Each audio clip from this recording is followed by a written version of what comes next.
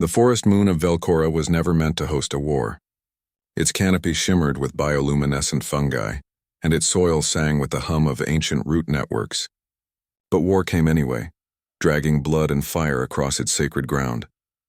Darren hit the moss-covered earth hard, 3 crystalline arrows buried deep in his chest. Each one pulsed with a sickly green light, Karthik venom designed to paralyze and preserve prey for slow consumption. His armor, battered and scorched, had failed him at last. The ambush had been perfect. Too perfect.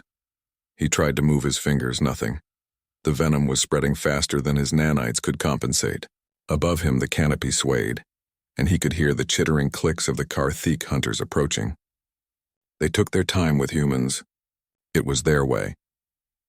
Then came the rustling. Small bodies emerged from the undergrowth, Velcoran cubs, no taller than Darren's knee, covered in downy silver fur that caught the ambient light like starshine. Their large dark eyes fixed on him with curious intensity. There were 5 of them, moving with the cautious grace of prey animals who'd learned to survive in a world full of predators. The boldest stepped forward. Shal. Darren had seen him before. Weeks ago, when the human research outpost still stood, the cub had watched from the trees as Darren repaired a water purifier near the village border. Had brought him a handful of sweet berries as an offering. Had fled when the elder called him back. Now Shal approached the fallen soldier without fear. "Go," Darren tried to say, but his lips wouldn't form the word. His translator implant buzzed weakly, converting the thought into the soft harmonic language of the Velcorans. "Run!" Shal tilted his head, then reached out with tiny 3-fingered hands. He gripped the shaft of one arrow and yanked. Pain exploded through Darren's chest, white-hot and absolute. The venom's paralysis meant he couldn't even scream. His vision blurred, and somewhere in the distance the Karthik chittering grew louder. They'd heard. They were coming. The other cubs gathered close, chirping in their high-pitched dialect. Darren's translator caught fragments. Heavy. The poison spreads. They come. Shal held the extracted arrow up to the fading light, examining it with the intensity of a child who'd just discovered something remarkable. The green venom still dripped from its tip, sizzling against the moss. "Let's return it first," Shal said, his voice carrying the strange certainty of the very young who haven't yet learned what's impossible. The other cubs chittered in agreement. Darren wanted to tell them to leave him, to save themselves. The Karthik would be here in moments, and cubs were considered delicacies. But his body was a prison now, and all he could do was watch. Shal turned toward the approaching sounds, arrow held in both hands like a spear far too large for him. The other cubs fanned out, each finding a rock, a stick, a defensive position. They were children playing at warriors, and they were going to die for him. The first Karthik burst through the undergrowth, a hunter class, all chitin and bladed limbs, standing twice Darren's height. Its compound eyes fixed on the cubs, and its mandibles spread in what passed for a smile among its kind. Easy prey. Bonus meat. Shal threw the arrow. The cub's arm was small, his strength negligible by any combat standard. The arrow should have tumbled uselessly through the air.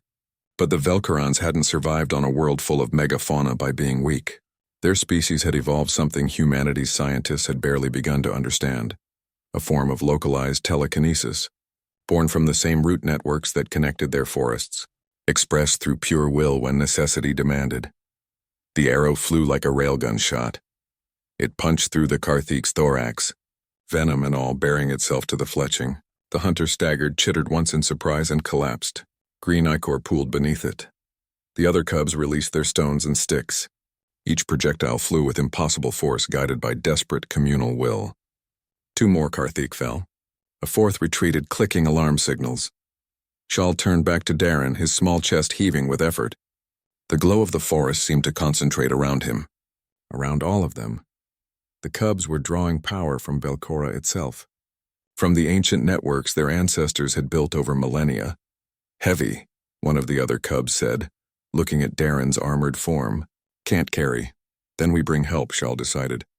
He placed a tiny hand on Darren's forehead, and warmth flooded through the contact. The venom's spread slowed, stopped, began to recede. The cub's eyes glowed with soft light. "You protected our village when the fire came. You fixed the water when it turned dark. You, our pack." The other cubs placed their hands on Darren, shoulder, arm, chest, and together they poured life into him. His nanites surged back online, supercharged by whatever energy the Velcarons channeled. Feeling returned to his fingers, his toes. The paralysis cracked and fell away. By the time the human rescue team arrived, following Darren's emergency beacon, they found him sitting upright, 5 cubs curled against him for warmth, and a perimeter of dead Karthik surrounding them like a grim monument. Captain Torres knelt beside Darren, taking in the scene with wide eyes. What happened here? Darren looked down at Shal, who'd fallen asleep with one hand still gripping the soldier's armor. They returned a gift, he said quietly, with interest. The Velcarons had been classified as a pre-industrial species, protected but powerless. The galaxy had dismissed them as children playing in an adult's war. The galaxy, Darren thought, hadn't been paying attention. Shal stirred, yawned, and looked up at the human with those 2 large eyes. "You stay?" the cub asked. "Help us learn to fight. The bad ones come back." Darren felt something shift in his chest, not pain but purpose. "Yeah," he said. "I'll stay." And in the years that followed, the galaxy would learn what humanity had discovered on that forest moon.